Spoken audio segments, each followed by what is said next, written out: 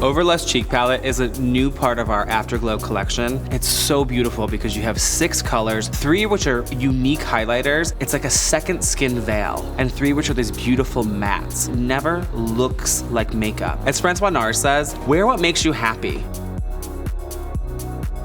I'll start by applying the highlighting shades of the Overlust Cheek Palette to the high points of the face.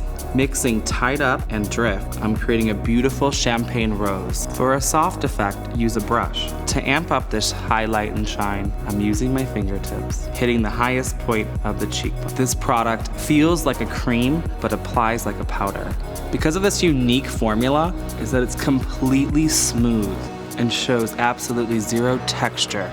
And now I'm applying shades and let it burn and get lost. Mixing these 2 shades, you achieve a beautiful apricot. It is so easy to mix and layer without getting a makeup effect. To amp up this wearable look, I'm adding deep down a shimmering golden bronze to the entire cheek. When you layer one of these highlight shades with one of the matte shades, they merge for an ultra smooth intensity. Now I'm applying Body Talk for an extra pop of color.